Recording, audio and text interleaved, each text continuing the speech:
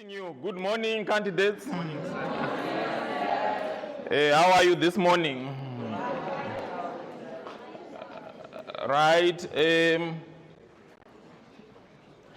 Those at the back, you wanted us to zoom this so that it is visible at the back. So that's what he's trying to do. Whilst I'm doing that, whilst I'm talking to you like this. Right, today we are going to deal with paper 2. Paper 2 again, it's 150 marks, right? And at the same time, the weighting of the paper is, as you can see, the chemical change is 84 marks. Chemical systems, it's 18, metal materials is 48. What is good about paper 2? Organic chemistry constitutes about 55 to 58 marks. Electrochemistry in general, which is galvanic cells and electrolytic cells, they contribute about 27, 28 marks there. So all in all, what does it mean? All in all is that you can get a bachelor pass. You can get a bachelor pass on 2 topics only. So if you add your 58, if you add your 29 or 28 of those 2 topics, then you find yourself with around or more than 75 marks. Right. Again, what is important again to you is like what I said in paper 1, there are definitions, there are principles. Right? In definitions, usually it's 2 marks or nothing. Is that clear? Yes. In principles, principles are divided into 2. Principles are divided into 2. If you get half of the portion correct and the other half correct, then you get 2 marks. However, when we come to organic chemistry, which we are going to start with, let's say they ask you about functional isomer, they ask you about chain isomers, right? To just say same molecular formula, but different functional groups, you get marks there. For just saying same molecular formula, you get a mark for that, but different functional groups. Right, that is the allocation there. Again, still in organic chemistry.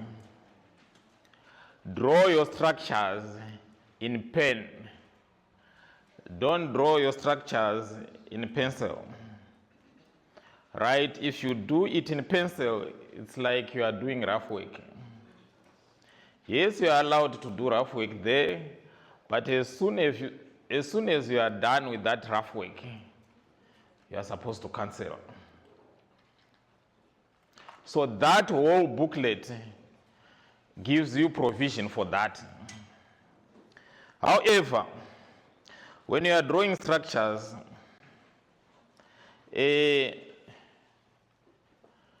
learners, sometimes where they are supposed to separate words like ethyl, where they are not supposed to separate words, like ethyl, ethanoate.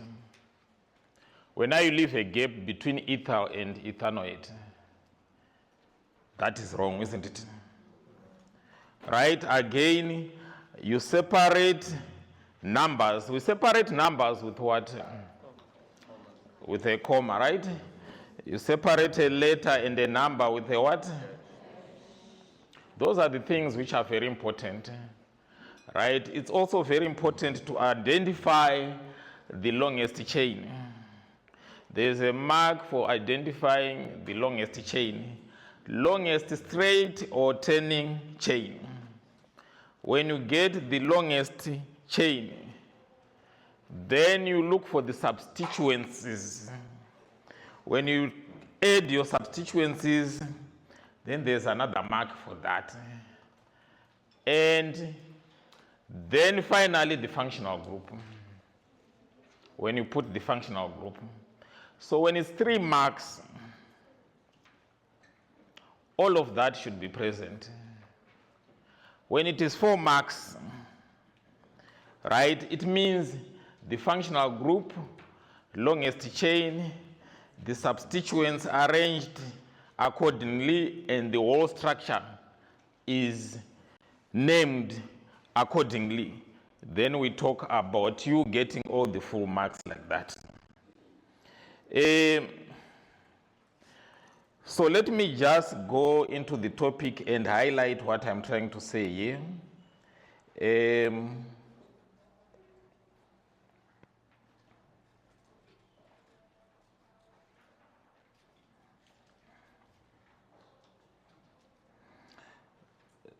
So now I'll try to. What learners, right? What learners must know, right? What learners must know in this topic, as you can see, all the homologous series, how many do we have in that scenario? How many homologous series do we have in general? It is a question, boys and girls. How many homologous series do we have? Is it 5, 6, or 7? We have 9, right? So this is what you are supposed to know, right? For haloalkanes, maximum of 2 functional groups. Don't go to past papers or other books whereby we have functional groups, whereby we have haloalkanes with more than 2 functional groups, right? Then what are you supposed to concentrate again on? You are supposed to concentrate on the molecular formula. You are supposed to be able to convert that same compound into a condensed structural formula. You are supposed to convert that same compound, right, into a what? Into a structural formula. So I'm saying structural formula, molecular formula, and condensed structural formula. You are required to be able to do that, right? These are the most important definitions you are supposed to do, right? You can see the homologous series there. That one, you can split it, a series of organic compounds that can be described by the same general formula. So you either choose the first part or you choose the second part, a series of organic compounds in which one member differs from the next with a what? With a CH2 group. We either choose one of those. Right, again, functional group. These are the most important definitions you must have. Hydrocarbons. Hydrocarbons, you know that we only have 3 hydrocarbons, which are alkanes, alkenes, and what? Alkynes, right? Hydrocarbons, still on hydrocarbons, you should know that you can only have hydrogen and carbon in hydrocarbons, right? And under hydrocarbons, you have saturated ones where there are no multiple bonds between carbon atoms, right? Let me emphasize this point. The fact that there are no multiple bonds between carbon atoms, that is what they want you to say, rather than saying there are single bonds between carbon atoms. So you rather say there are no multiple bonds between carbon atoms. And that word between carbon atoms, it is almost highlighted in all memos. Yes. So what differentiates between when we say they are single bonds and when we say they are no multiple bonds? Right, you are saying there are no difference. Are you saying there's no difference?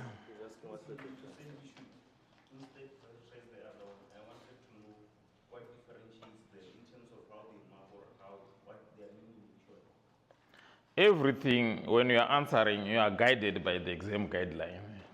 That's why it is written exam guideline. So whatever is in the exam guideline is exactly what you take. Anything out of that, you are going to lose marks.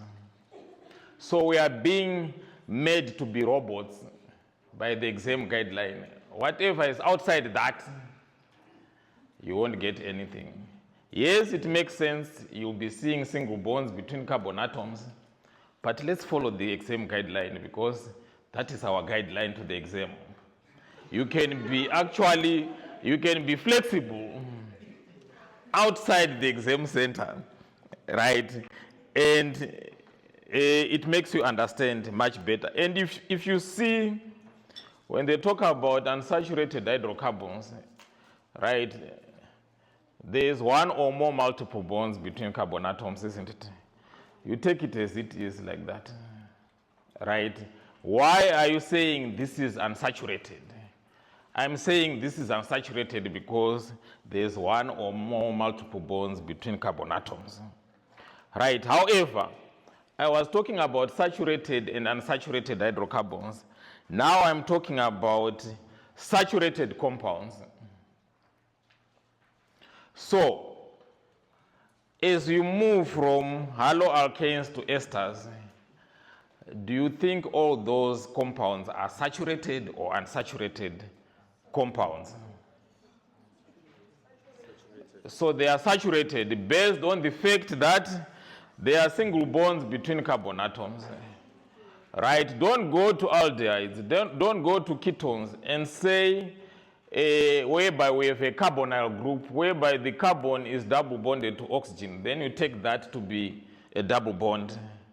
That one is a criminal offense, right?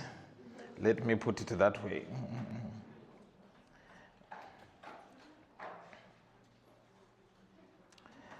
Right? Besides what I have said, right? Functional groups, the name of the functional group, you can see FG there. It's functional group description. Right? The most popular ones in the exams are the hydroxyl group under the homologous series alcohols. Then under aldehydes, we have the formal group. Right? What you should put into consideration again, aldehydes, they are still under carbonyl group, but formal is a special type of a carbonyl compound whereby the carbon bonded to the double bond is bonded to what? To one hydrogen. That's why they call it formal. It's a special type of carbonyl group because carbonyl compounds, they are supposed to have carbon double bonded to what? To oxygen in that order. Right, so now ketones, so under ketones and esters, those ones we can classify them under what? Carbonyl compounds. Yes. Or you wanted to ask that? No problem. Right, then carboxylic acids, right? Under what? Under the homologous series carboxylic acids, then the name of the functional group is the carboxyl group. So that is very important. Before we move away from that, you can see the alkanes, the alkenes. What are you? Yes? So, sir, you said the carbonyl group is when the carbon is double bonded to oxygen. Yes. So, but also carboxylic and ester, they have a carbon that is double bonded to oxygen. Do they fall under the carbonyl group? But how many oxygens do we have there? Two oxygens. How many oxygens do we have in aldehydes, ketones? That's what separates that. You didn't get my point. A carbon is double bonded to oxygen. In what? A carbon is double bonded to oxygen. In what? In aldehydes and ketones, right? Right? And what am I saying? From the general formula again, there's only one oxygen, right?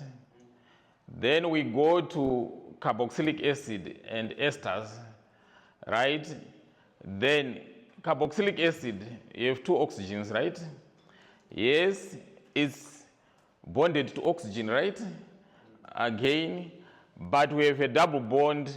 We have a double bond between carbon and oxygen at the end, right? Because you were going to ask me in esters again that there are two oxygens, right? But it is called a carbonyl group. Carboxylic acid is not called that. But you see where the double bond is, where the carbon is double bonded to oxygen, it is in the middle. Whereas with carboxylic acid, it is at the terminal carbon.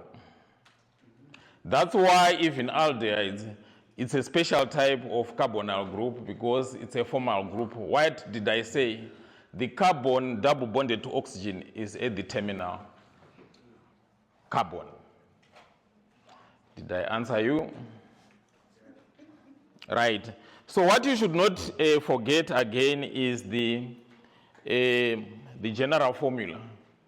We are not going to talk about the general formulas, you know them already, from alkanes to esters, right? We are not going to talk about them, but you must also remember that you should be able to write them correctly in that order, right?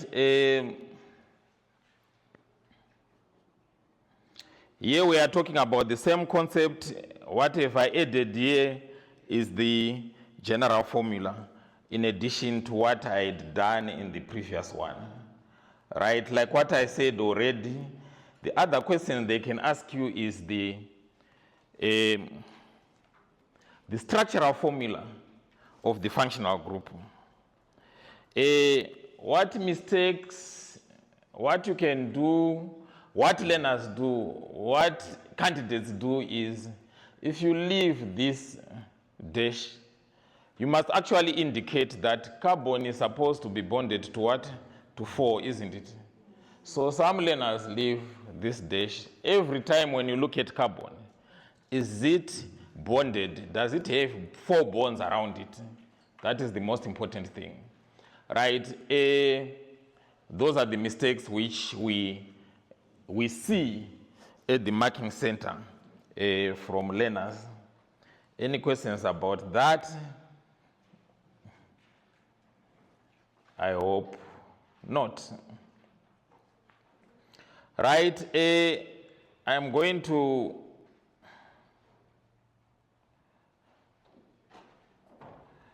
before I move the when writing IUPAC names, substituents appear as prefixes written alphabetically. That is, the alphabetical order should be followed, right? I think that you know, bromo, chloro, ethyl, methyl, right? There's this mistake whereby you have a dimethyl, and you also have an ethyl. Which one should come first?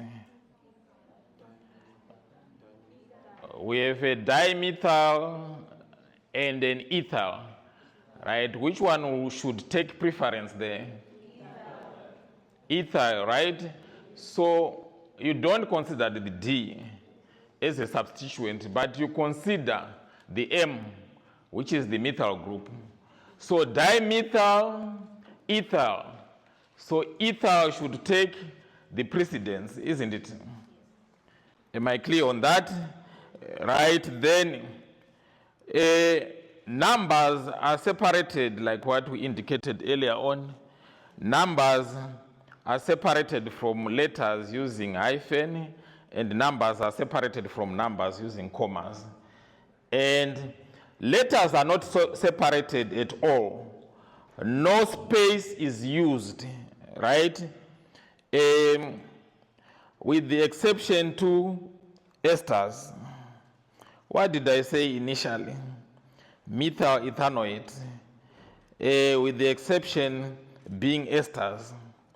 Let me correct that. It is supposed to be together. There should be no spacing there. Right? Yes. Can you see there, with exceptions being esters, methyl ethanoate, there is spacing there. So what I'm telling you now is there is not supposed to be spacing there. So I'm correcting that. It's methyl ethanoate written as 1. Even with your even with the carboxylic acid. Carboxylic acid, you space, you cannot say propanoic acid together. That's where you should space propanoic and acid. So with carboxylic acid, you space. Is that fine?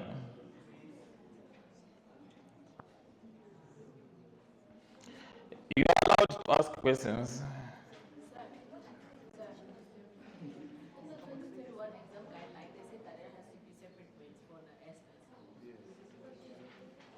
The exam guideline said, The 2021 exam guideline, it has to be different. Like methyl, ethanol, separate, for instance. so she's saying the exam guideline of 2021 is separating. Do you agree with that? Yes. Right. The exam guideline is there. She has it. I see people are presenting it to me. So that statement that exceptions are esters and carboxylic acids is correct. So there should be what? Spacing when naming esters. Let me repeat that and emphasize that. There should be spacing when you are dealing with what? Esters and carboxylic acids. Right. What we should not forget again, do I need to repeat that? Because if I'm corrected, I should make sure that I leave you with the right information, not with the wrong information. Right? On that one, we are not going to say much there, but when you are naming them, you start with the alcohol part, which is the CO, right? For example, 5.1, the alcohol part is made up of what? 2 carbon atoms, which becomes ethyl methanoate. Right? If we go to the last one, which is 5.8, right? The alcohol part, and I must emphasize that this is not just an alcohol, but a primary alcohol. You must, from the right-hand side, 1, 2, 3, 4, 5 carbon atoms, which represent the alcohol side, which becomes butyl, 1, 2, 3, 4, 5, which becomes pentyl ethanoate. Are we together? Yeah. Right. Now,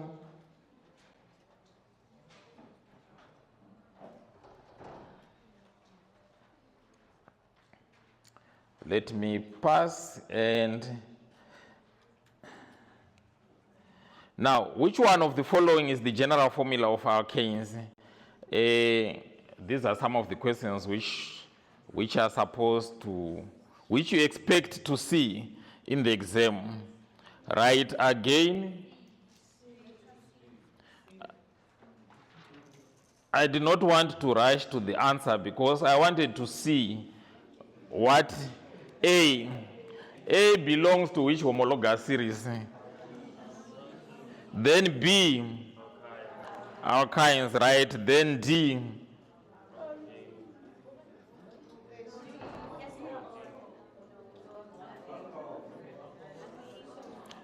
We are at D.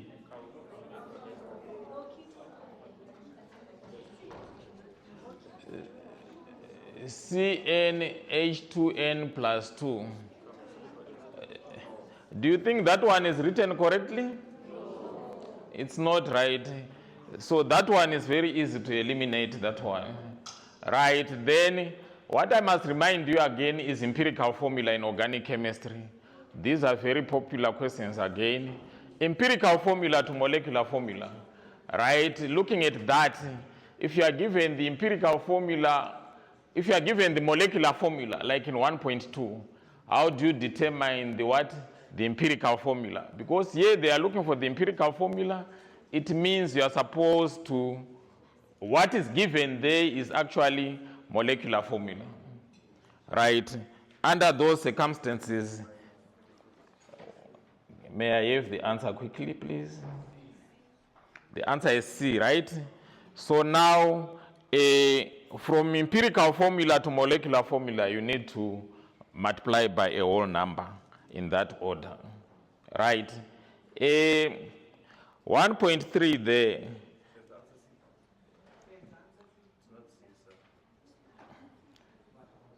Who gave me the answer there? Simplest whole number ratio can't be. The empirical formula is supposed to be hexanoic acid. Hexanoic acid is supposed to be C6H what? H12O2, right? The empirical formula of that, you should divide by what? So the answer is D. Did I say the answer is C, or it's you who have told me the answer? I was told, right? Right, 1.2 is D. It is supposed to be half of all those elements present there. Right?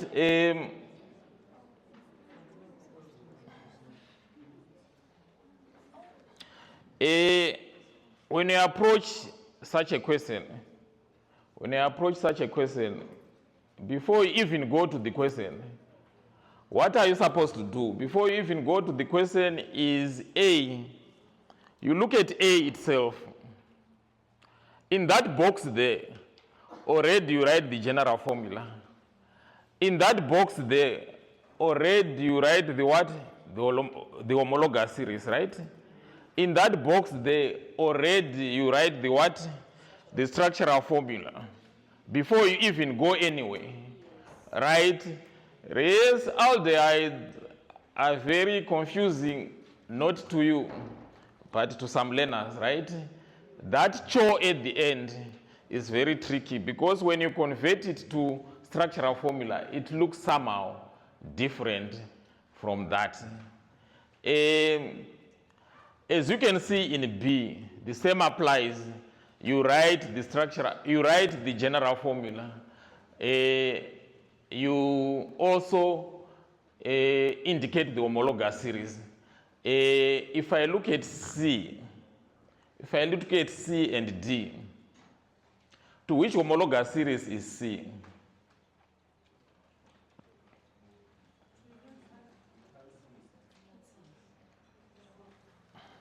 So C is C4H8O.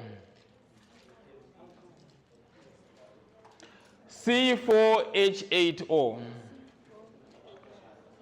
Right? To which homologous series can that belong? It can either be aldehyde or what? Or ketone, right? So as you go further with the question, then you are going to realize what they are talking about. If you look at D, which homologous series is that? It can only be alcohols, right? So what is similar?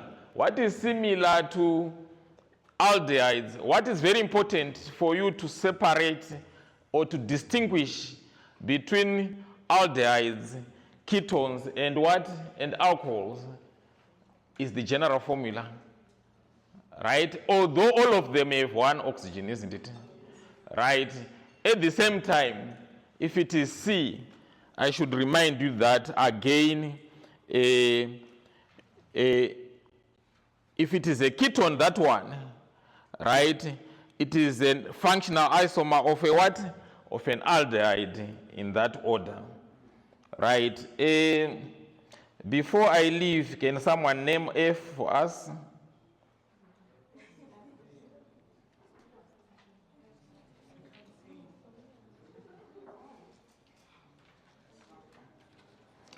I'll go back to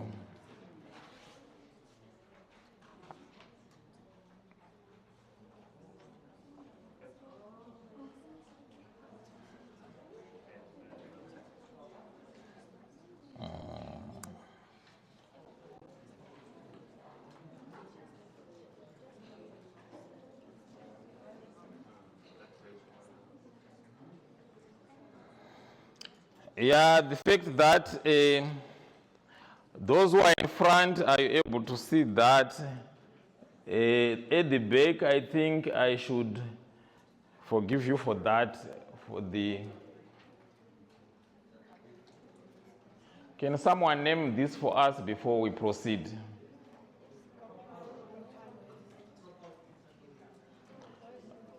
right? Propyl butanoate, right? Right, then we can proceed after that.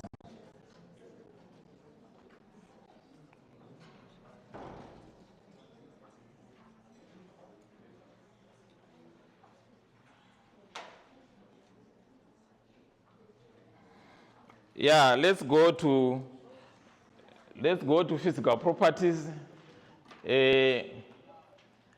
Physical properties, as you can see, I think I have arranged them nicely with the type of intermolecular forces accordingly, right? You can see all in all these homologous series, which gives us a total of 9, all of them have London forces, right? We agree on that one. But when we want to separate them, alkenes, and alkynes, those are hydrocarbons. What separates them from the rest is that they are nonpolar, isn't it? If they are nonpolar substances, molecules, it means the type of intermolecular forces between nonpolar compounds, it's London forces, induced dipole forces, or dispersion forces. Right, under aldehyde, ketones, esters, and haloalkanes, because these ones are also polar, right? We have dipole forces. Dipole forces, which are forces between what? Polar substances. So in addition to London forces, the major intermolecular forces, so when you are explaining this, they usually want you to state the major intermolecular forces, which is dipole forces. Yes, it's good to say in addition to what? To London forces, we also have that. Right? Then we go to alcohols and carboxylic acids. In addition to London forces, in addition to dipole forces, then we also have hydrogen bonds, isn't it? Right? Hydrogen bonds being the strongest. So what is important is I don't know whether it is a mistake or I don't know whether it is not thorough reading, whereby all of a sudden aldehydes have hydrogen bonds. I think life is very easy with this homologous series because we only have 2 homologous series with hydrogen bonds. However, these 2 are separated from each other again between alcohols and carboxylic acid. So the lining itself, that the carboxylic acids are last, meaning that they have the strongest intermolecular forces, it's actually the proper alignment, right? Why? Because carboxylic acids have 2 sides for hydrogen bonding, and alcohols have 1 side for hydrogen bonding. How can you make it simple? How can you make it simple? 2 hydrogen bonds are formed between 2 molecules of what? Carboxylic acids, right? And only 1 hydrogen bond is formed between 2 molecules of what? Of alcohols, in that order. Still on that, when we are on physical properties, you must know that we are dealing with boiling point, melting point, and vapor pressure, right? Those are the only 3 which you are supposed to define, and you define them correctly. However, as we go down, as we move from alkanes to alcohols, separated as they are, right, there is increase in what? In boiling point, and increase in melting point. And the stronger the intermolecular forces, the lower the what? The vapor pressure. The higher the melting point, the higher the boiling point. However, when you are answering questions, when you are comparing 2 homologous series, what do they want you to mention first? The type of intermolecular forces, the strength of intermolecular forces, the energy, right? What should you put into consideration? What you should put into consideration is if you are comparing an alkane and an aldehyde, you should mention the type of intermolecular forces, just like saying alkanes have London forces, aldehydes have dipole-dipole forces in addition to London forces. There's a mark for that. There's a mark to say dipole-dipole forces are stronger than London forces. There's a mark for that. There's a mark to say, right? There's a mark to say more energy is needed to overcome the intermolecular forces in aldehydes than in what? In ketones. Or more energy is needed to overcome the dipole-dipole forces than the what? The London forces. So hence, the higher the boiling point. There are 4 marks there. There are 4 marks there. If there are 3 marks, then probably hence the higher the boiling point might not be having a mark there. Right? Whilst, may I proceed, or do we have questions on that?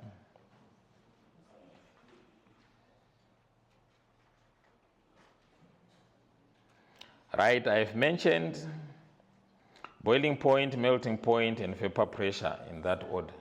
Yes? So let's make an example. It's the same homologous series, but there's branching.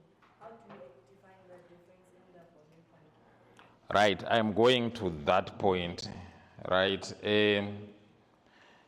If you check the comparing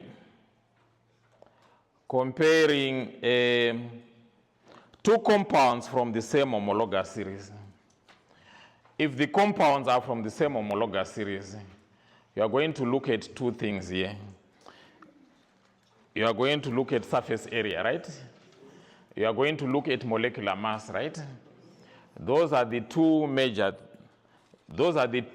independent variables. Or you are going to look at what? Chain length. So I said chain length, surface area, or what? Molecular mass, right? So those are the 3 you are going to look at. So while I'm talking about that, in answering questions, right, I have examples already there. These ones belong to the same homologous series, right? Now, the molecular formula is given, but you can see if we look at alkanes there, the number of carbon atoms increase as we go down the group, right? As we go down, the number of carbon atoms increases. At the same time, the molecular mass increases.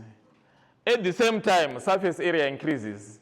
So you have options here, 3 options under the circumstances, right? You talk about chain length as your independent. You can talk about molecular mass as your independent variable. You can also talk about, what did I say, surface area, right? Now, let's say I say still in the same homologous series, it's very much important to say they all have London forces. It's very much important because you get a mark for that, to say they all have what? London forces. However, as the chain length increases, right, the intermolecular forces become stronger and more energy is needed to overcome the intermolecular forces in that order. Yes? How does the speed of measure of those alkenes relate to the number of carbon atoms or the surface area or the mass? How does, The speed of measure. right, I'll give you an example of this paper here. I'll give you an example I'll give you an example of this paper here. Right, small surface area. When you spread it like this, you are increasing the surface area. What does it mean in general? You are exposing the surface to the reaction. You are exposing more particles to the reaction like that. So now, as the chain length increases, you spread it out. As the number of carbon atoms increases, you are spreading out. Yes. In terms of the speed of measure, maybe should I ask this to say, is ethane a gas and then contain also a gas, or maybe are they different, or will they differ as the surface area increases? Where do we have gases here? It's from methane to what? Under alkanes. It's methane to butane, right? Then from pentane going downwards, it's liquid. So there is actually a relationship there. As the number of carbon atoms, right? Now you start comparing a gas and a liquid, right? Which one is easy to separate? Which one is easy to break the bonds? Not to break the bonds, to overcome the intermolecular forces. Am I clear on that?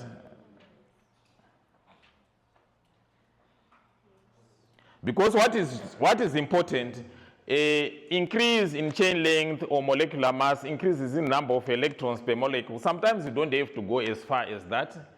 Chain length is enough there, molecular mass is enough there. But now, she was talking about same homologous series, but branched. Right? For example, if I take butane there, then the chain isomer of butane is what? It can be 3 methyl what? 2 methyl propane. Are we together? It can be 2 methyl propane, right? The chain isomer of butane, right? It can be 2 methyl propane, right? 2 methyl propane in terms of surface area. The surface area is much smaller. It's more compact. This one is more spread out. Because of that, the one with a larger surface area is the strongest intermolecular forces. Are we together? Right. So now I want to talk about carboxylic acids there, but you can see the molecular mass increases. So here it's same homologous series in that order. Right? This question will give us an idea of what is required. For example, if you are able to identify all the functional groups from A to D, the better it is. Right? At the same time, looking at that table, it's much proper to actually say, to write on that question paper, right, the type of intermolecular forces in butane, propan 2-on, propan 1-ol, and ethanoic acid, because you know what is coming. Before you get confused, right, it's better you write it down like that. As you can see, explain the trend. Those are the questions which they usually ask. Explain the trend. As you can see, the trend is as the strength of intermolecular forces increases, right? What happens to vapor pressure? Vapor pressure decreases. So, explain the trend. This is the trend, right? However, they cannot ask you to compare all the 4. Usually, they ask you to compare 2 of those. Yes. So when you have aldehydes and ketones and they both have the same molecular mass and they both have London forces and dipole-dipole, but then, for example, the one for the ketone has a higher boiling point than the aldehyde, and then they say substantiate why. How do you go about that? So the ketone is? They have the same molecular mass. Yes. Right, they have the same type of intermolecular Yes. but they're different functional groups. Yes. So how do you make the comparison? Which one is stronger within that regard? Those ones are not popular questions because now the one whereby the carbon double bonded to oxygen, if it is in the middle, the other one is at the end with aldehydes. What do you think? Which one should have a higher boiling point? Which one is more stable? The ketone, the carbon is double bonded to oxygen right in the middle of the structure. The other one is at the terminal carbon. Which one is more stable and which one is more polar? When we talk in terms of polarity, which one is more polar? Aldehydes. Yeah, I want an agreement on that one. Yes, your hand was up.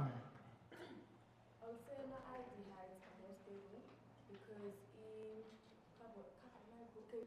called the forward group of aldehydes in the beginning of each chain or of the atom or of the compound, which means when we are basically trying to determine a boiling point, it will take more time or more energy for us to overcome the bonds of our aldehydes because the carbonyl group or the formal group in the beginning. Whereas for a ketone, it's already in the middle, so it will be easier for us to overcome amylase forces at the sides before we overcome the carbonyl group or amylase forces in the middle. So aldehydes will have a higher boiling point than our ketones. Did you hear what she said? At the back, let me give her the mic.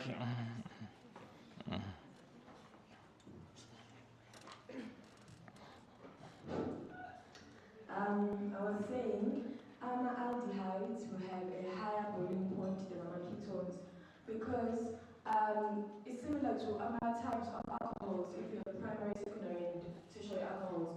Since aldehyde has a formal group at the beginning of its chain length, like at the beginning or the end, but then it's at the beginning, it will require much more energy for us to determine any boiling point because more energy will be needed to overcome the forces of aldehyde.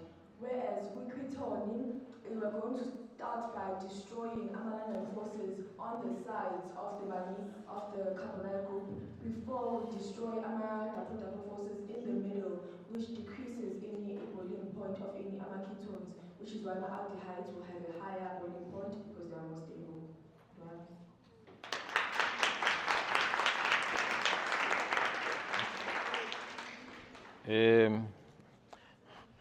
I can assure you that such questions are not very popular, and I have not seen them for the past how many years?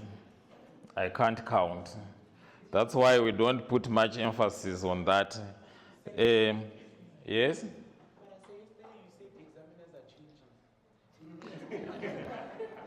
And learners are changing. You are changing because you have the answer. She answered. So learners are also changing. You are fitting into the jigsaw puzzle. Yes, girl? So aldehydes, which ones have the stronger boiling point? Aldehydes. Which one have the stronger boiling points? Aldehydes. She's saying aldehydes. Yes? So I heard you saying ketone, between ketone and aldehyde, the one that will have a higher boiling point is aldehyde. So I'm actually in disagreement with that because ketone has the carbonyl group between alkyl groups. So basically, since it has the carbonyl group in between alkyl groups, it means that it will have a stronger boiling point because the intermolecular forces are stronger than that of aldehyde. Yes. Let me hear from you. Yes. I'm in agreement with the girl because the enemy is in front. I'm in agreement with the girls because of the enemy is in front. Like before we even start, our problem is in front, which is the aldehyde. Yes, it means that before we even okay, let me say the functional group is more exposed to be reacted than the one in the middle. So it's gonna require like more energy for us to make it in the beginning, as compared to the other one, which is the ketone. It's in the middle. So what it means is that like it's gonna become easier for us to break it because it's in the beginning we have London forces, and then with the other one we have dipole in the middle. So it becomes easier for us to fight it than with the aldehyde. We still have an argument on that, yes? You know why I'm saying ketones will have a higher boiling point than the aldehyde? It's because with a ketone, the carbonyl group is bonded to a carbon, while in a aldehyde, the carbonyl group is bonded to a hydrogen, and hydrogens are weaker than carbon. That is why the ketone will actually have a higher boiling point, because the intermolecular forces are stronger since it's bonded to a carbon, which is less reactive than hydrogen, because hydrogen is more reactive since it has only one bond. So that's Out of those two, which ones are more polar? Which ones are more polar and why? Because there's carbon, in ketones there's carbon and carbon, hydrogen, carbon double bond O. Right, in the middle there's carbon double bond O, carbon on the sides. Which one is more polar? The carbon double bonded to oxygen and the carbon double bonded to what? Double bonded to hydrogen and oxygen. Right? At the end, in the middle, which one is more polar? Because I guess if you find the electronegativity between CH and CO, then CC, CO, which one is more electronegative? C bonded to H, C bonded to O. Which one is more electronegative than C bonded to C, C bonded to C, then C bonded to double bond O? The one bonded to what? To H, COH, right? That one is more polar. If you can calculate the electronegativity difference. Is that so? And the more polar the substance is, the stronger the intermolecular forces, isn't it? That is my argument. Right? So the carbon bonded to oxygen and hydrogen, and the carbon bonded to oxygen and 2 carbon atoms. Is it 2 or 3? Yes, 2 carbon atoms. Which one is more polar? The one which is bonded to oxygen and the one bonded to hydrogen also is more polar. So in terms of polarity, if that one is more polar, then the more polar the substance is, the stronger the intermolecular forces. Then you can have here, then when you can argue which one is the correct one.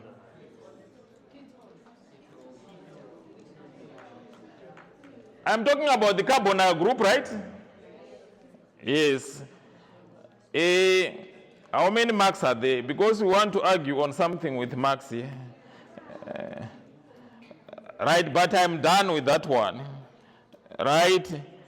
Explain the difference in vapor pressure between compound C and compound D. Compound C and compound D. I think that's what we have been talking about.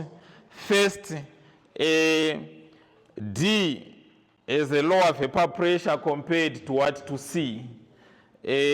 Why? Because in terms of intermolecular forces, both of them have hydrogen bonds, but D has 2 sides for hydrogen bonds, and C has 1 side for hydrogen bonding. Because of that, the intermolecular forces in D, or you can say the more the number of sides, the stronger the intermolecular forces, right? Then more energy is needed to overcome the intermolecular forces. Right? There's a question which they usually ask. Is it here? Can I find it here?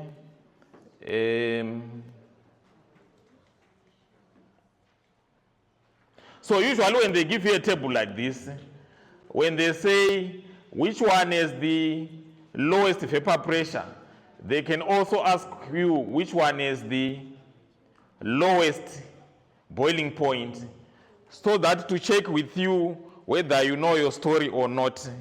Those are the questions they can ask you. Right, let me proceed.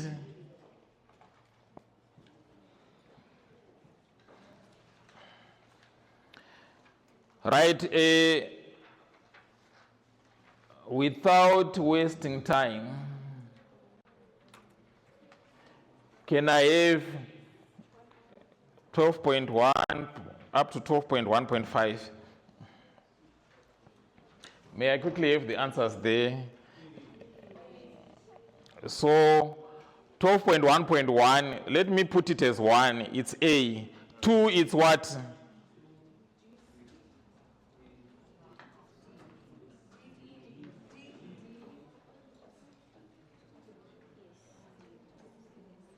It's supposed to be an alcohol, right? Are we taking D? Right, fine. Unsaturated hydrocarbon. We are taking B, right? Then an aldehyde. We are taking aldehyde, we are taking E, right? A product of thermal cracking.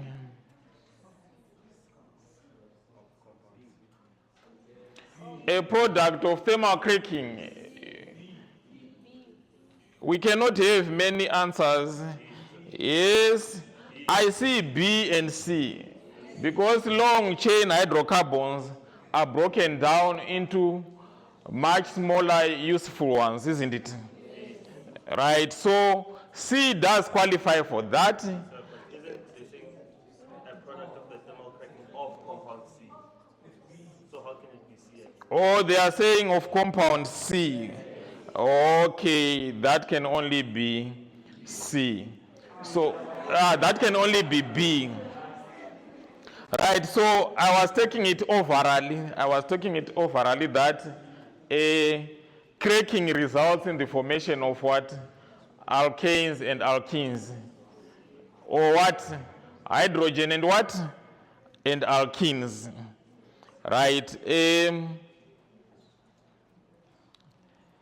The structural formula of the functional isomer of F, yes, we are not going to write that. The structural formula of the functional isomer of F, what we can talk about is if that one can be a carboxylic acid or a what? An ester, isn't it? So if you take it as so they are telling us it's a carboxylic acid. So you are supposed to draw the structural formula of the ester of F. Right, the IUPAC name of the functional isomer of F. This one, you can have as many there, because you can have methanol, which will become a methyl ethanoate. Right, you can also have a butyl methanoate. I'm wrong. You can also have ethyl methanoate, right? Considering the number of carbon atoms there.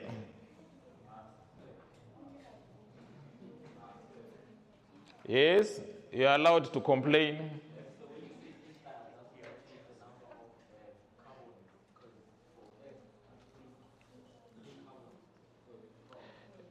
Yeah, isn't it? I see compound C. Compound C is how many carbon atoms? So ethyl methanoate can come out of that, isn't it?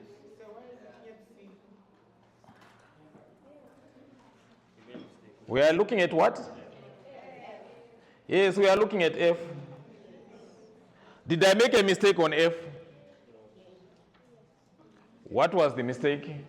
Because I think I mentioned methyl ethanoate, ethyl methanoate. I think we agree on that one, isn't it?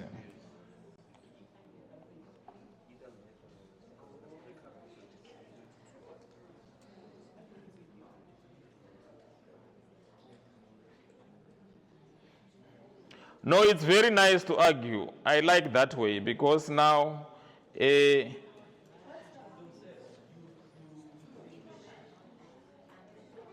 what is the answer for which one?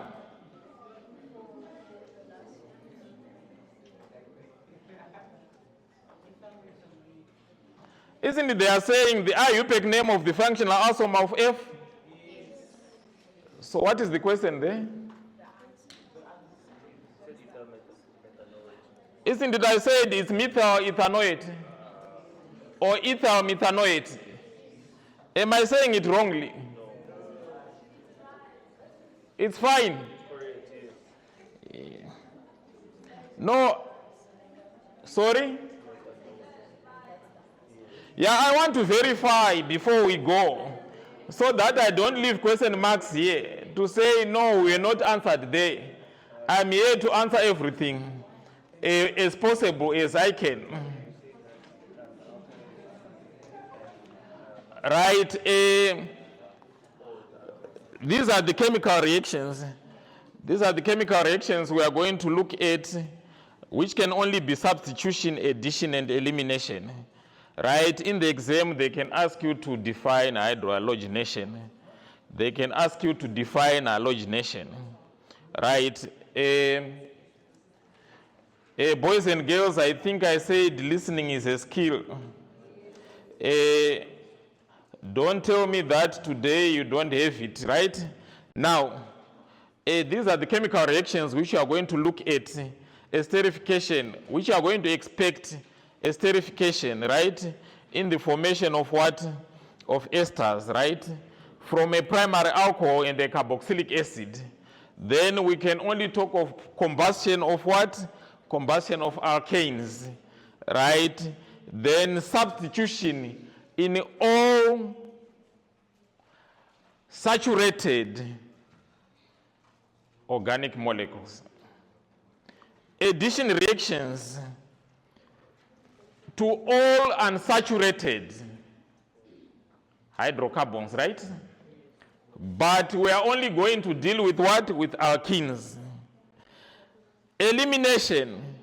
Elimination again deals with what? Saturated organic molecules. Right? As I said, you may be asked to define that. Hydration, hydrogenation, and so on. Dehydrohalogenation of our alloalkanes, dehydration of alcohols, cracking of alkanes, yes. In the exam guideline, I think I was going to be corrected. The only definition that I saw for this topic was cracking. So the other ones that you're saying that are going to ask us to define, like we define them how we think they're correct, or since they're not in the exam guideline. Even, why am I saying that? Because I think in 2021, you were asked to define dehydrohalogenation, I think, in that question paper. So I don't want to discard this because that can be asked. That can be asked.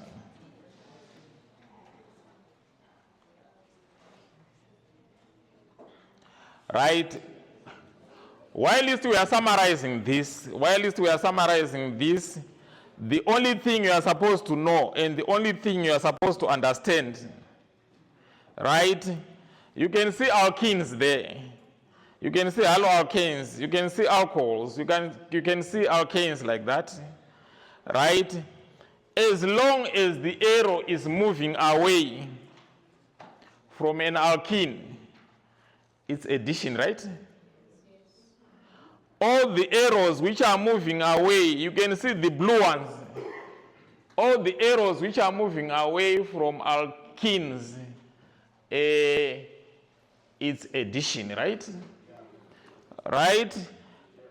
The next part you are supposed to know, as long as you are moving from a what?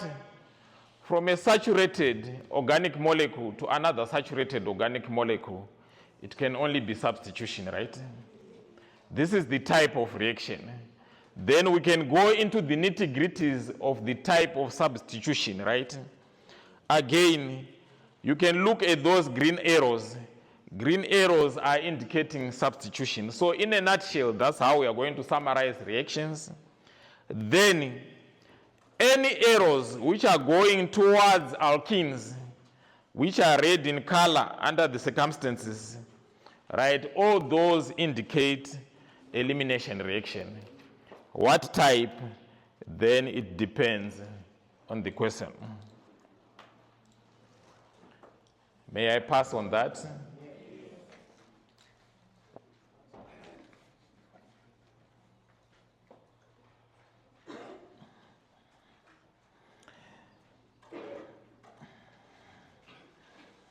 Right, again, this is illustrated here.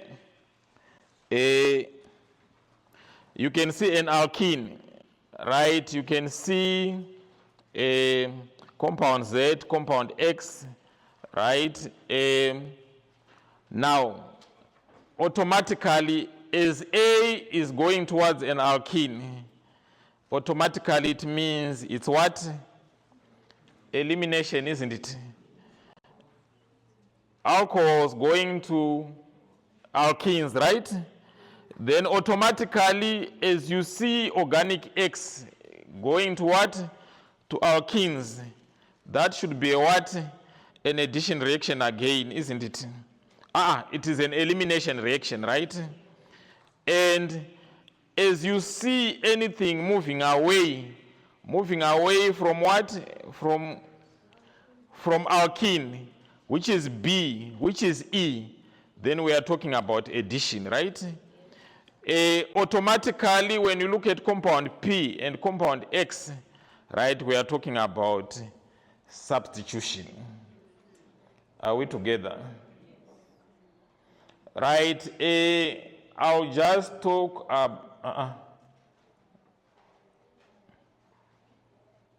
So in reactions, people, what are you supposed to know? You are supposed to know the conditions, right?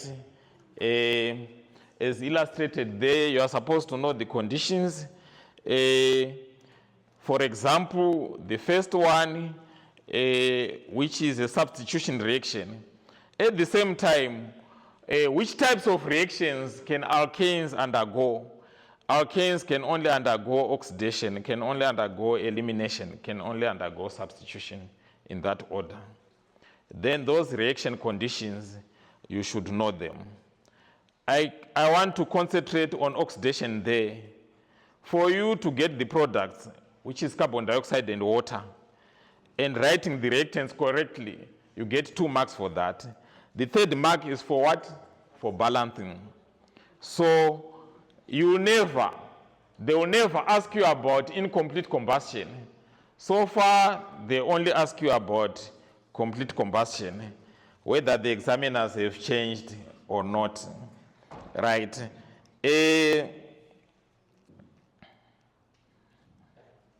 Let's go to the next one. These are addition reactions, right? If already you know them, but one of the conditions which give us problems, I think, as learners, that one of HBr, which is what? Hydrohalogenation, right? Whereby they want you to identify the major. The major product is the one which they want, not the minor product, right? You can see one of the conditions there is no water. Why no water? Because if water is present, you are going to form an alcohol, right? So now, if you apply Markovnikov rule, right, then you can find out the major product. The major product is the functional group is in the middle, is not at the terminal carbon, right? But you know, according to Markovnikov rule, the most substituted carbon, that's where the bromine is going to go. If we talk about the most substituted carbon, we are talking about this carbon here. The most substituted carbon is this one, right? That's where you are going to have a bromine going there. So in this case, it's water, right? It's hydration. The most substituted carbon is this one. So comparing to that reaction is the application of Markovnikov rule in all of them, right? Whereby, so the principle behind is the most substituted carbon, that's where your OH goes, that's where your BR goes, then that one becomes the major product. So don't forget the reaction conditions. Don't forget about the catalyst. The good thing about organic chemistry, we only have two catalysts, sulfuric acid, phosphoric acid, platinum nickel for hydrogenation. Without wasting time, elimination reaction, right? You should be able to understand where concentrated strong base and dilute strong base, right? Although they are both strong bases, but what are the products of using concentrated strong base? Then what are you going to form? You are going to form an alkene, right? Whereby when you use a dilute strong base, right, the product is an alcohol.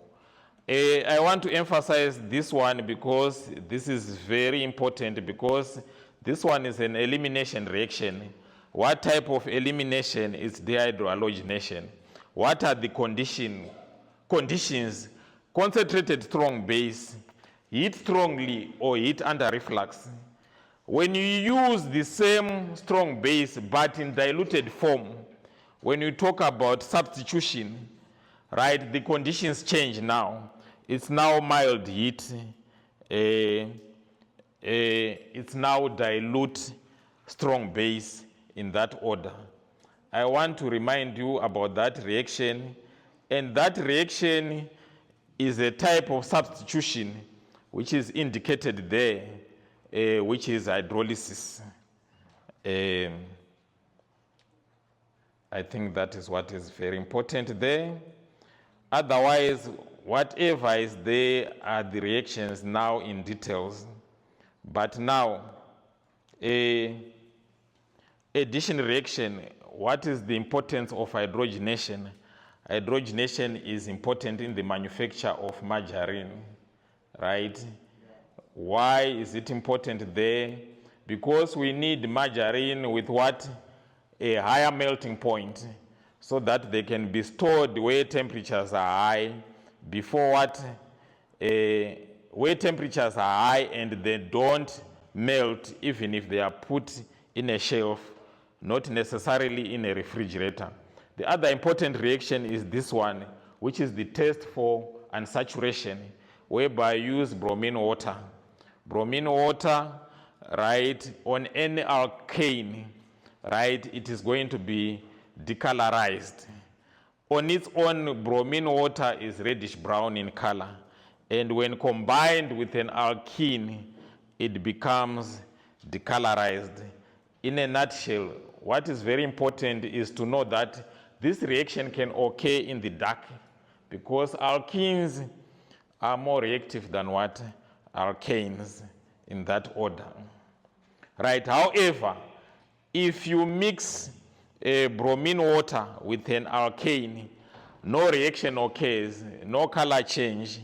Why? Because alkane is saturated. But however, if you put that in the sun, a reaction can occur, which is halogenation. Then you can see the color disappearing slowly. But what is important is to know this addition reaction, which is a test for what? For unsaturation. They don't usually ask you to test for what? For saturation, but test for unsaturation. Right? You must be aware of all these reactions. How many types of elimination reactions do we have? Looking at what we have here, we have we have cracking, we have dehydration, we have dehydrohalogenation, right? You must also remember dehydrohalogenation, they also want the major product, not the minor product, right? That's where you apply Zaitsev rule for you to be able to identify the major product, right? This is just an illustration of cracking, which can be divided into two, thermal and catalytic cracking. Thermal at high temperature and high pressure, and catalytic at what? Low temperature and low pressure. But in the presence of a what? Of a catalyst in that order.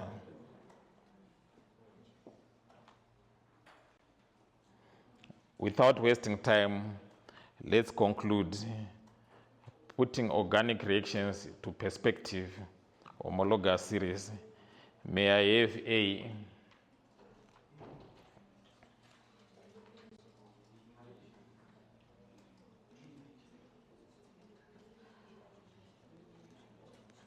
I just want the type of reaction. May I have A? May I have B? May I have C?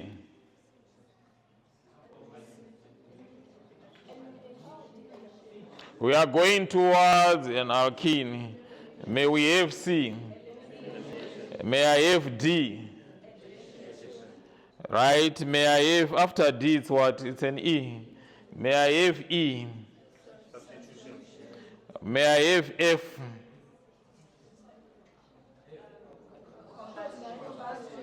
F becomes combustion, right? May I have G? Substitution, right? Right, it's from saturated to another saturated one. May I have H as well? Substitution, and finally it's J.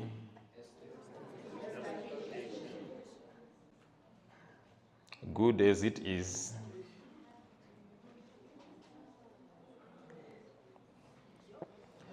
Right? In reaction rates, you are supposed to define reaction rate, right?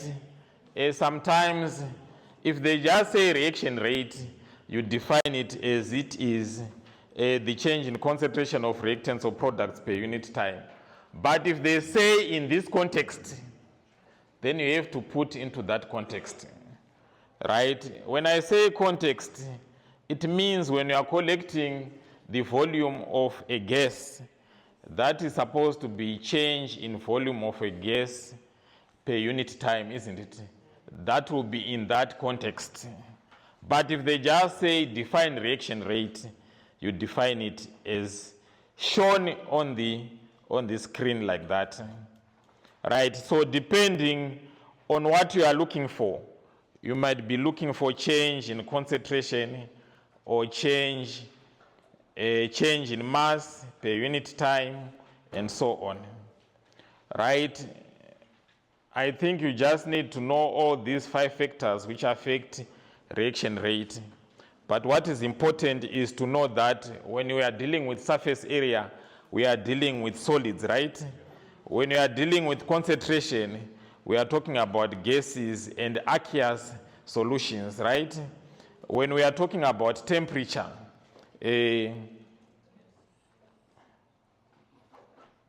We are talking about temperature. In all these cases, you apply the collision theory, right? And you are supposed to say suitable catalyst because different catalysts are used. So as a factor, it's a suitable catalyst, right? When I'm looking at that reaction, we can talk a lot about measuring reaction rate, looking at that reaction. Can you measure the volume of hydrogen produced per unit time? Can you measure the change in concentration of magnesium chloride per unit time? Can we do that? Right? Can we measure the change in concentration of hydrochloric acid per unit time? And can we also measure the decrease in mass of magnesium per unit time? This is what is important, right?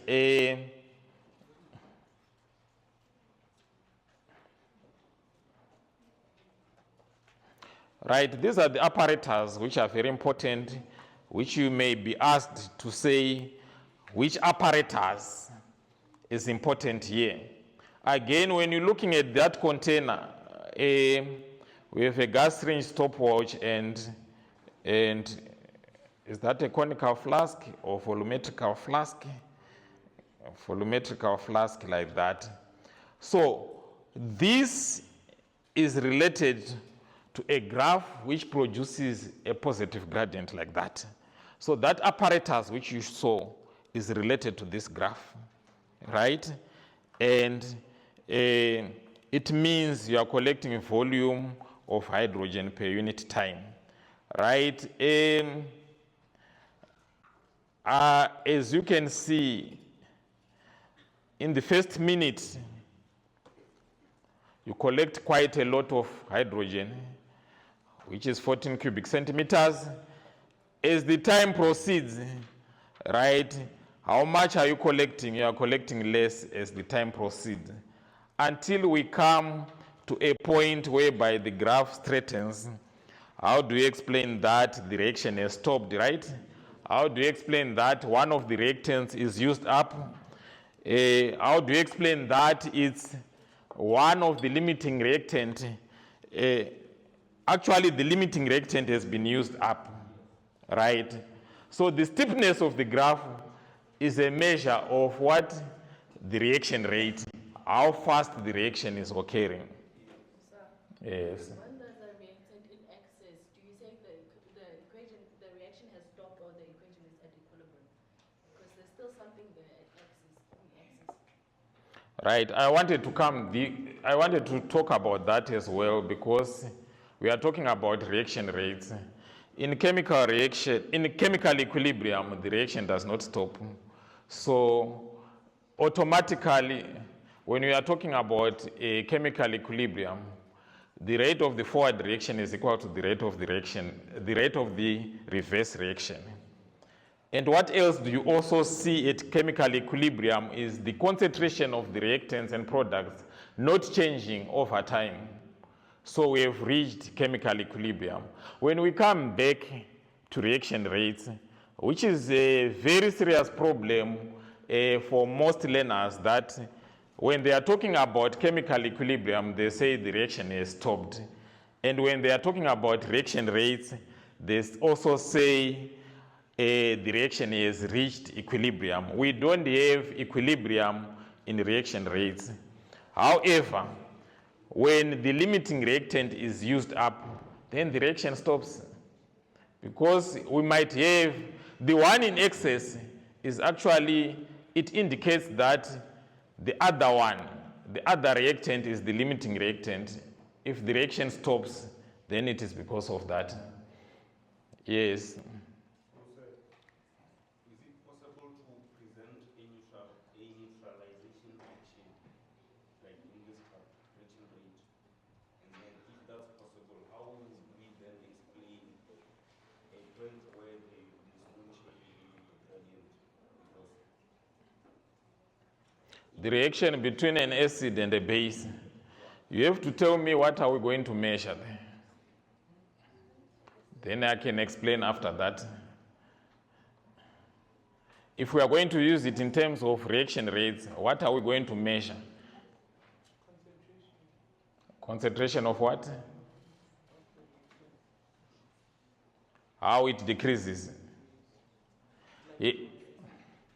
So HCl and sodium hydroxide, the concentration decreases. You know what? I don't want to go there. But like what he said, you can measure the decrease in concentration of what? Of either the acid or the what? Or the base. What are you going to form? You are going to form a salt. If the salt is in aqueous solution, right? In aqueous form, in solution rather, then you can also measure the increase in concentration of that. Graphically, what are we going to measure graphically like that? Where is it going to straighten? Right? We are going to use a pH scale, right? Yes.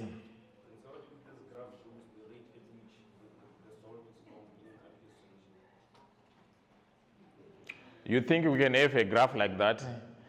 And we'll be measuring what? The rate at which the salt is formed in that particular solution.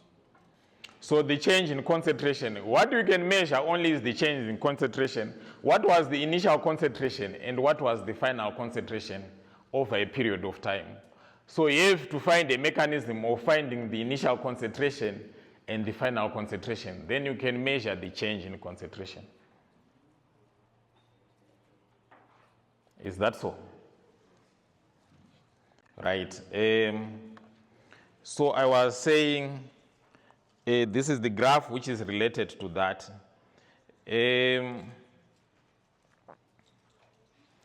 Yeah, because we are not going to do calculations here, but like what I was saying, as the reaction proceeds, the concentration of the reactants decreases.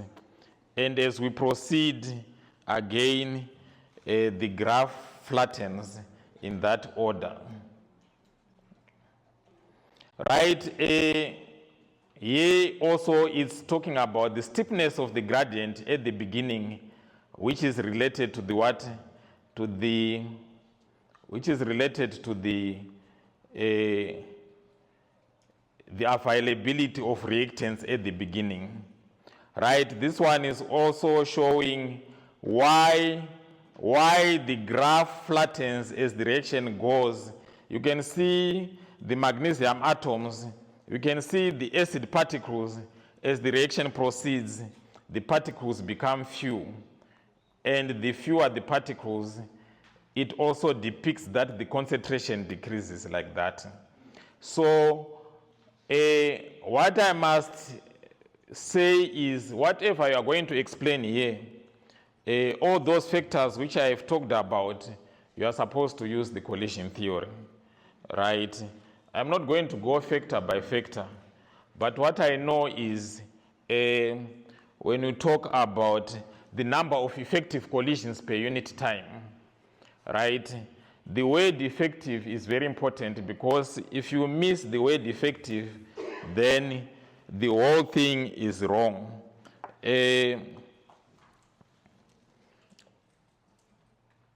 Right, we can proceed.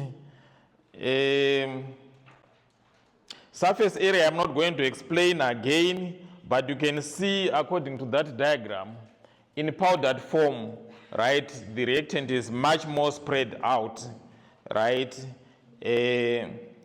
The reactant is much more exposed. The magnesium atoms are much more exposed to the what? To the acid. That increases the reaction rate. When you are talking about volume again, when you are talking about volume, when you are talking about concentration and pressure, they are very related. You talk about increase in the number of particles per unit volume, right? The volume does not change, but you increase the number of particles. Then we are talking about what? Concentration and pressure. Concentration in aqueous solutions and pressure in gases. Yes. Can I ask, when does the Kc value change? Like, is it when you increase concentration on the reactant side or on the volume side? Kc increases when you increase the concentration of the products. Because Kc is change in the concentration, it's concentration of the products, right? Over concentration of the reactants. Yes? Yes. Now we are on Kc, right? Let's finish that. And you are very right. It's only Kc. At your level, you must just know that Kc is the only temperature can only be affected by Kc. Kc is only affected by temperature. Yes. The temperature does affect the concentration because it may like decrease the concentration. It depends if the reaction is endothermic or exothermic because it's also going to affect the reaction, which reaction is lost more, which concentration. When we're talking about Kc, let's check whether the forward reaction is favored or the reverse. And what more are we going to have? Are we going to have more of the products than the concentration? Then if we are going to have more of the products, then Kc is increased. This one is the Boltzmann and distribution curve. Maxwell-Boltzmann distribution curve. I think what you should be able to do is to label this diagram. If they ask you to draw it, you should be able to draw the x, y-axis. You can see where it's written molecular energy. Sometimes you can write it as kinetic energy, number of molecules. I remember these are the past papers. You were supposed to label that. So learners might even concentrate on what happens inside, but not being able to label the diagram like that. What are you supposed to know? The green part represents the particles, the proportion of particles with insufficient kinetic energy to react. On the left-hand side of the activation energy, those particles don't have sufficient kinetic energy to react, and those ones on the right have sufficient kinetic energy to react. Right?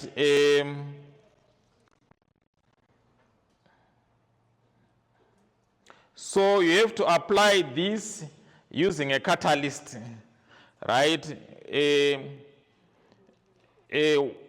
What happens according to Boltzmann and distribution curve? What happens to the reaction when a catalyst is added, right? In that order, right? As you can see, where number of molecules and molecular energy, I think the confusion sometimes is maybe when you are under duress in the exam, you think the one with the tallest is the one with the highest temperature. But you should look at what? You should look at the activation energy. How many particles are accommodated there, right? By the second graph, which is saying T plus 10 degrees Celsius. How many particles are accommodated?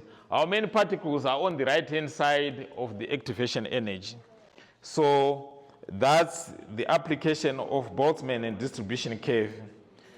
And again, what are you supposed to remember again? That a catalyst does affect the activation energy. You see, hold on. Here we are talking about temperature. Now let me stick to temperature here. You can see that temperature does not have any effect on the what? On the activation energy. So when you increase temperature or decrease it, the activation energy remains where it is. It's not affected, right? So the explanation sometimes is If you increase temperature, more particles will have sufficient kinetic energy to react. Right? An alternative to that, more particles will have kinetic energy greater or equal to the activation energy of the what? Of the reaction. So it's not important to do the second part. For you to just say more particles have sufficient kinetic energy to react, that is enough for you to get a mark, right? And again, in your explanation, when you are talking about temperature, what happens, you increase the average kinetic energy. You must be very particular about such words. Don't leave words like average kinetic energy. The average kinetic energy increases, and more particles will have sufficient kinetic energy to react. The number of effective collisions per unit time increases. The alternative to that, the frequency of effective collision increases in that order. Then the reaction rate increases. Yes. So with this topic, which one do you recommend? Should Elena write it in paragraph form, like a fluent paragraph, or they must stick to bullet points like the marking guidelines? So what he's saying here, those who can't hear him, is saying, should we put this in point form? It's much easier to put in point form when you're answering this, rather than writing a paragraph as if you are writing an English composition. Just put it in a point form, and you must be very particular about effective collisions. You must be very particular about average kinetic energy in that order. Right. This is the only other example which shows that a catalyst does affect activation energy. It lowers the activation energy. You can see that when you add a catalyst, the activation energy line moves towards zero.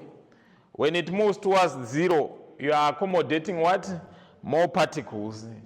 And in a nutshell, more particles will have sufficient kinetic energy to react in that order. Concentration. Concentration, there is usually an argument that does increase in concentration also increase the number of particles with sufficient kinetic energy to react? Is that so, or is not correct? Does increasing concentration also increase the number of particles with sufficient kinetic energy to react? Does it? Because according to the Boltzmann and distribution curve, you can see by increasing the concentration, you also do not affect the activation energy. But what have you affected now? The number of particles with sufficient kinetic energy to react. So now there is always an argument about that, but that one is cleared by the Boltzmann and distribution curve. So in your explanation of concentration, the total number of particles per unit volume, don't forget such terms like per unit volume. Don't just say volume, but it has to be per unit volume. The number of particles per unit volume increases. So more particles will have sufficient kinetic energy to react. Then we have more effective collisions per unit time. Then rate of reaction increases in that order.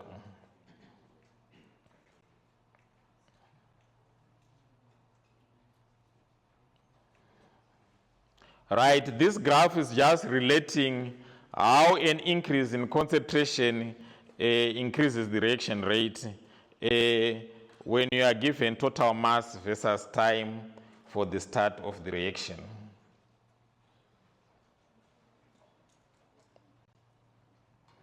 Right, I think this question you have it in the worksheet which I gave you there, right? Now, usually they compare two experiments Like if you look there, it's experiment 1 and 3 are compared, right? Like if you look at 1 and 3, right, you just check what has changed, you just check what has not changed, right? When you check at those things, then you are able to find the independent variable, you are able to find the dependent variable, you are able to find the controlled variable, right? Looking at that scenario, what has changed is the independent variable, right? What has not changed is the controlled variable or the constant variable, and under the circumstances, it's mass, right? What has actually changed is the what? Is the temperature, right? So you look at that. So there's another question, there's this question which they ask, for example, is this a fair comparison? Is it fair to compare experiment 1 and 3?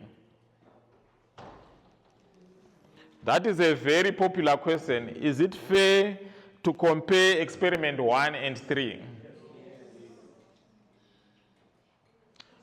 Am I having no's? Or let me start with yeses. Do I have yeses? Do I have no's? No. Yes, I have one no. I don't know, some are spoiled votes. Remember, some vote and don't vote, others don't vote. So the others, we are going to take them as votes which are spoiled, right? So that is a fair comparison. Why? Because there's only one independent variable, which is temperature, right? Right. So now, that's how you answer it in a nutshell. Very simple, like that. There's one independent variable, which is what? Which is temperature. So then we can call it a fair comparison, right? To make life easy for yourself, the dependent variable in reaction rates is always rate of reaction. Reaction rate. That's how easy it is. So you don't suffer. You don't suffer in terms of what? You don't suffer in terms of dependent variable, right? So like what I was saying, if I compare 3 and 4, is it a fair comparison again, 3 and 4? 3 and 4, is it a fair comparison? It's a fair one, right? Because there's also one independent variable. But now, let me go to 1 and 2. 1 and 2, what is the independent variable there? Concentration, right? Yes. Now, if I compare 2 and 4 now, if I compare 2 and 4, is that a fair comparison? How do you answer that? There's more than one independent variable, which is what? Temperature and concentration.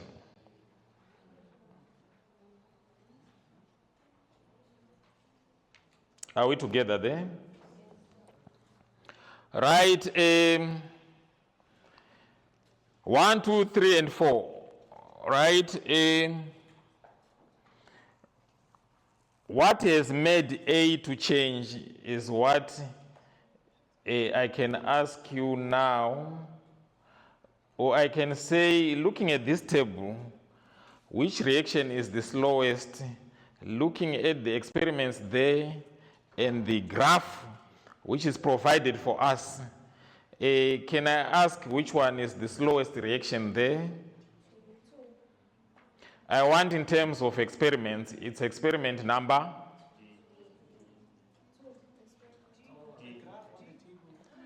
You see the graph there? The graph is showing D, but I want to know which experiment is that.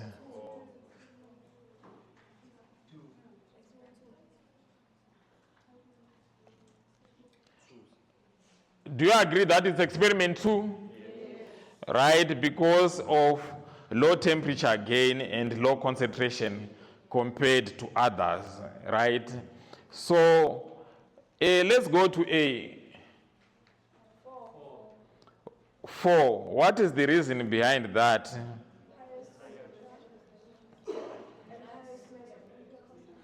A larger mass is used, right? Because of a larger mass like that, we have the amount is much bigger. Even when we talk about surface area, it's much bigger, right? And it's almost 3 times?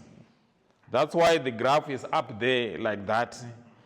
And finally, I can ask about the fastest reaction.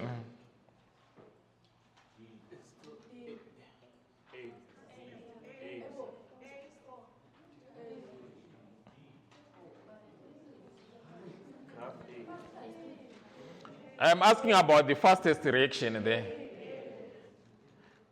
Jesus Christ.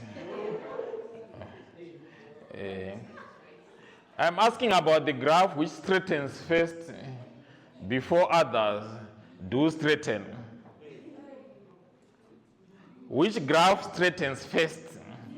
When it straightens first in a short time, it means the reaction rate is faster there.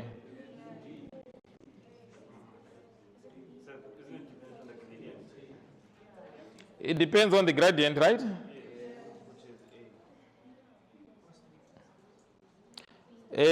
Provided that we are given a specific time, right? We are measuring over a specific time. But looking at what we have, right, which one straightens first? Do you see is A straightening faster than B? Or B straightening faster than A? When I look at B, I see it as it is straightening faster there.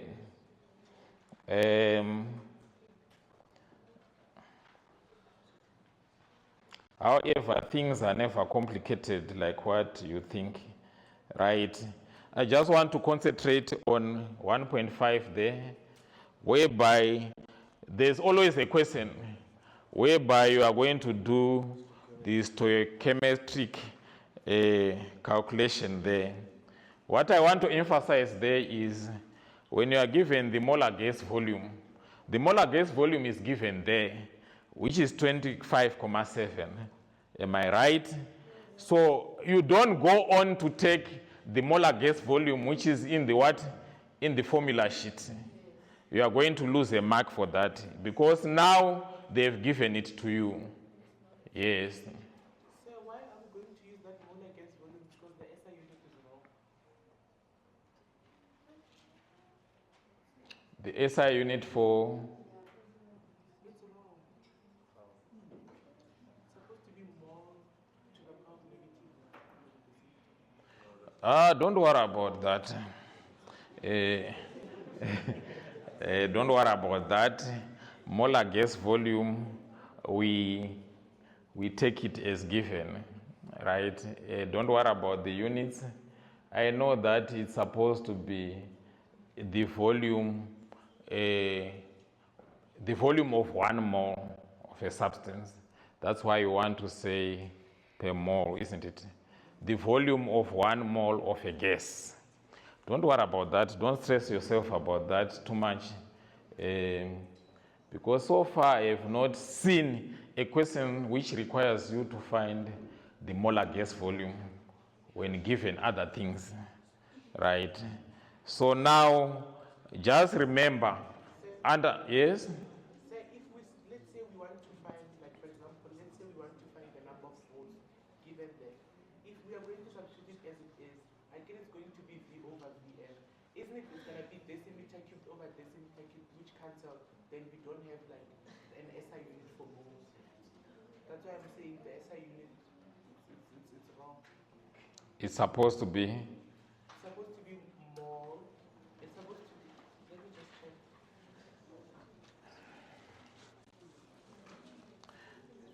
Anyone who is an opposition party to that.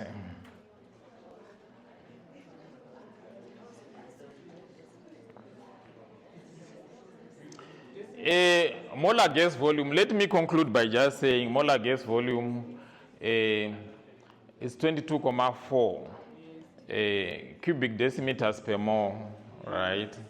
So now if they've given you that, if they say this is the molar gas volume, use it and substitute it under VM. Let's not worry about units. Let's substitute it under VM, right? So how are we going to come up with an SI unit if they're going to cancel each other? Don't worry about that, like what I said.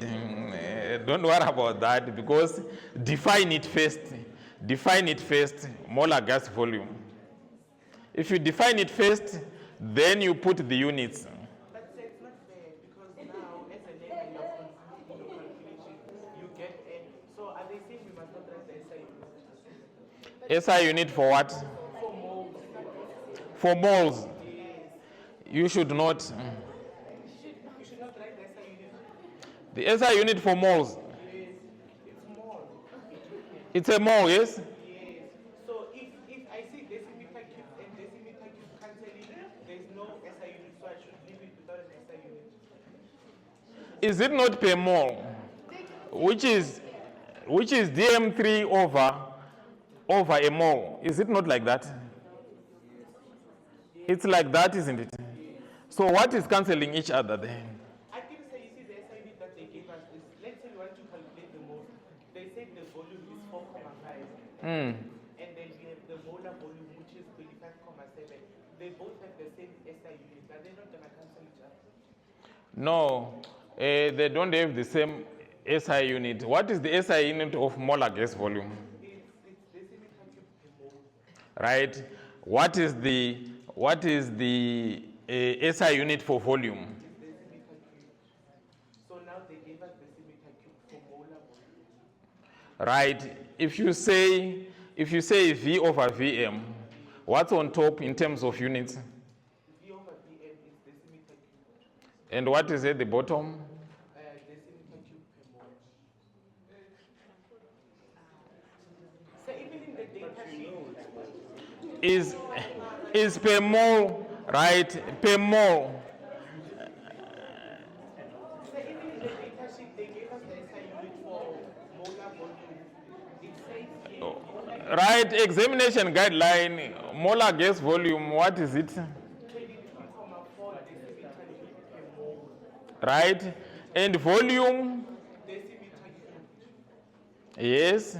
So there they gave us the same. They say the molar gas volume at 40 degrees Celsius is So you are saying they should have said cubic decimeter per mole. Ah, that's what we are fighting over. That's right, that's correct, it's fine. Why were we suffering, right? Now, I just want to conclude by saying number of moles, there are three ways of finding number of moles. You must put that into consideration. Number of moles is mass over volume, number of moles is volume over molar volume, number of moles is concentration times volume. Right? We only have the scenario I gave you initially produces a positive gradient, and in this case, these are the apparatus for an open system. Right? What do you call it, an open system here? Because hydrogen is allowed to escape through the cotton wool plug. So hydrogen can escape there, but moisture cannot escape. Right? So when we are talking about chemical equilibrium, this one is an open system, isn't it? Right?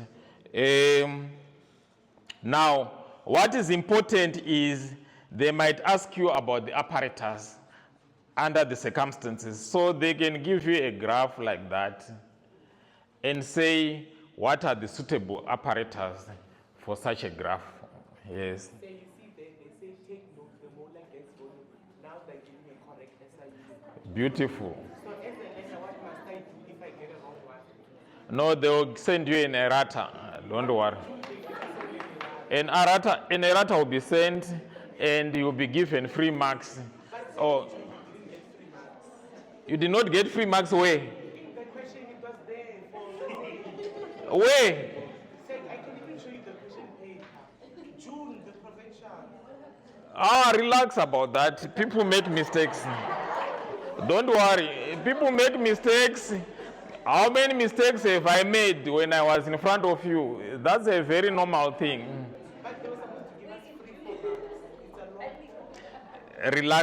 Relax, boy. Take it easy, right? Take it easy. Don't be too angry. There is room for improvement.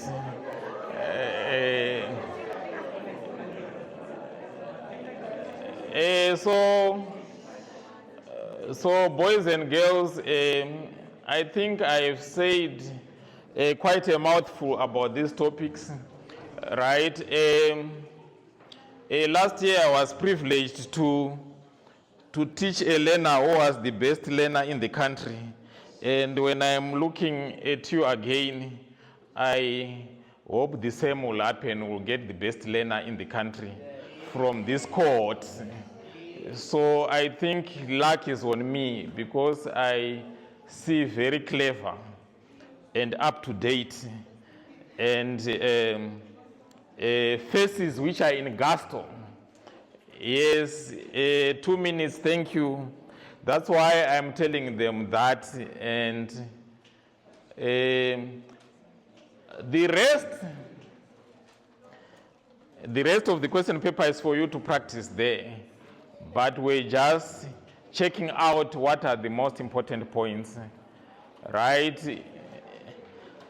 If you believe in cross-nighting, whether it has helped you or not, then I should think you should continue with that. If you have never done it, you cannot start it now because you are going to sleep in the examination. Boys and girls, make sure you use your highlighters in the exam, especially in terms of units, so that you convert appropriately. So I wish you the best and thank you for being a good audience.